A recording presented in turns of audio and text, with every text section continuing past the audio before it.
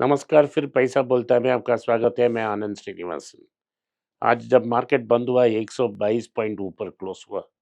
ये सिर्फ bank book की बदौलत हुआ। बैंक निफ्टी 670 पॉइंट के ऊपर क्लोज हुआ। सोने के दाम में इजाफा था, 9180 तक पहुंच गया। बैंक निफ्टी क्यों ऊपर गया? प्राइमरली तीन बैंक के कारण। इन तीनों बैंक को हमने सब एक समय में अपने पटाखे लिस्ट में रखा था। आईसीआईसीआई बैंक जो जब अमेज़न कार्ड लॉन्च हुआ 4-5 साल पहले, मैंने उसको कंसिडर करने के लिए कहा था।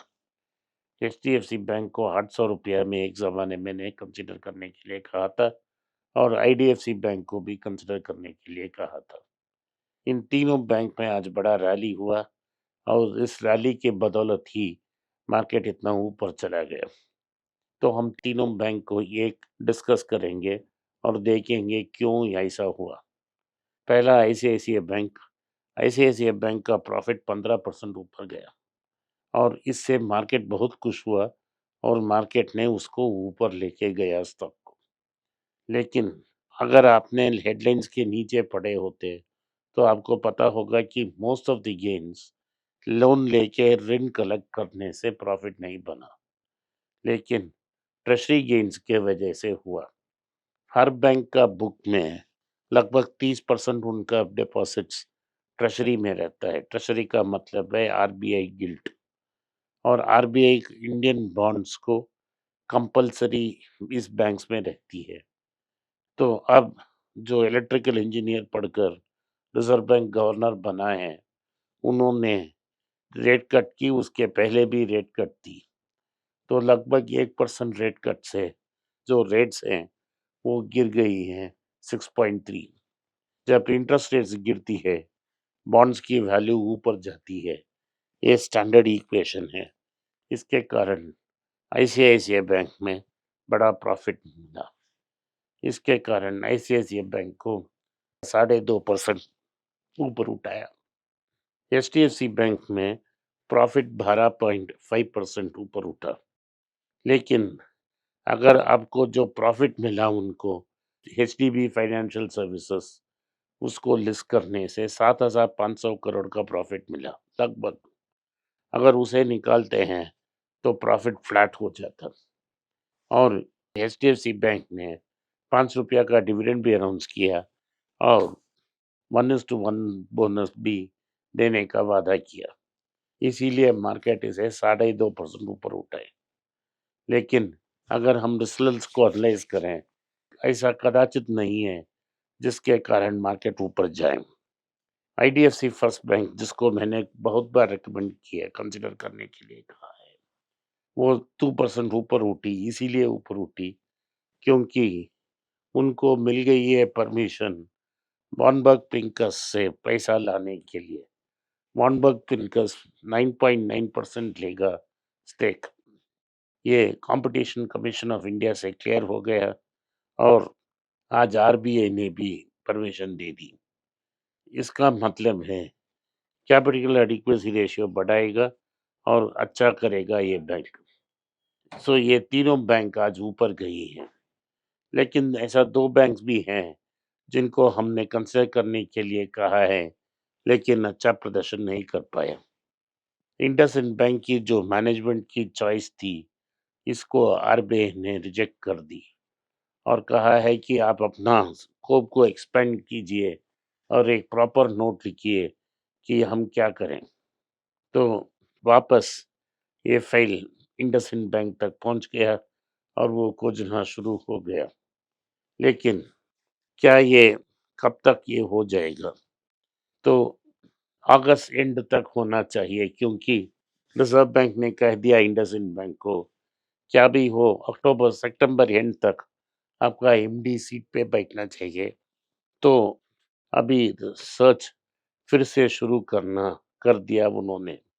साउथ इंडियन बैंक में लगभग 1 या 2% की गिरावट रही है, क्योंकि प्रोविजंस भी इंक्रीज हुए हैं, सेल्स भी इंक्रीज हुआ है। तो मार्केट में जो ऊपर गई थी, कुछ गेन्स उन्होंने सरेंडर कर ली और गेन्स से लोग बुक कर कर बाहर चले गए। ये बैंक अभी अग्रसर होने वाली है। रिलायंस इंडस्ट्रीज पर प्रतिबंध लग सकती है, जैसा नायरा पे प्रतिबंध लग चुकी है। नायरा एक रशियन कंपनी है जो रशियन क्रूड इंपोर्ट करती है और क्रूड को भारत में रिफाइन करती है और एंड प्रोडक्ट्स डीजल और मिथलेन को यूरोपियन यूनियन में बेचती है। अभी यूक्रेन की युद्ध में तेजी आने के बाद ईयू ने इन सारे कंपनी की बैन की है जो रशिया से ट्रेड करती है। नायरा को रशिया ने बैन कर दी। अभी ये टेंशन है कि ट्रम्प सीरियस हो जाते हैं तो रिलायंस को भी बैन मिल जाएगा। इसीलिए चिंतित है रिलायंस। अभी मार्केट में क्या होगा? होंडा की चेयरमैन भारत आए थे, उन्होंने एक बड़ा अनाउंसमेंट कर ली। उन्होंने कहा है कि ग्लोबली उनको 30% मार्केट शेयर से 50% मार्केट शेयर चाहिए कुछ सालों में। उन्होंने कहा है भारत में उनको 30% मार्केट चाहिए और भारत में लेडीज मोटर स्कूटर चलाना का पेनिट्रेशन बहुत कम है, सिर्फ 10%।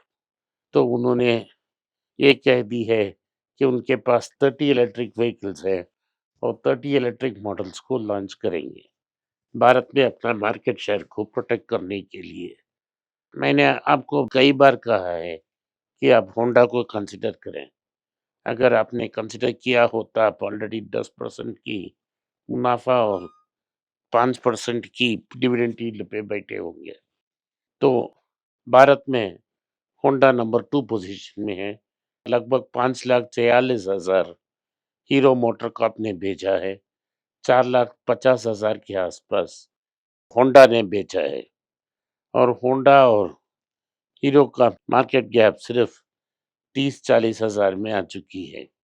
देखने लायक ये होगा कि क्या प्राइस फिक्स करती है होंडा अपने टू व्हीलर को लॉन्च करने के लिए। टाटा मोटर्स इवाको को बायआउट करने की कोशिश कर रही है। इवाको एंजेली फैमिली का है। ये एग्नेली फैमिली टाटास के बहुत करीब थी और वो Ferrari, Economist, Fiat, Chrysler, Alfa Romeo इन जैसे कंपनियों का मालिक है। इवोको में दो हैं, एक तो कमर्शियल व्हीकल्स हैं, दूसरी तो डिफेंस व्हीकल्स हैं। टाटा इनफॉर्मली डिस्कस कर रहे हैं इवोको को कंसिडर करने के लिए। अगर ये सक्सेसफुली कर लेते हैं, वर्ल्ड मार्केट में उनका बड़ा नाम होगा। ये इनऑर्गेनिक ग्रोथ स्ट्रेटजी स्वर्गीय रतन टाटा अक्सर यूज करते थे।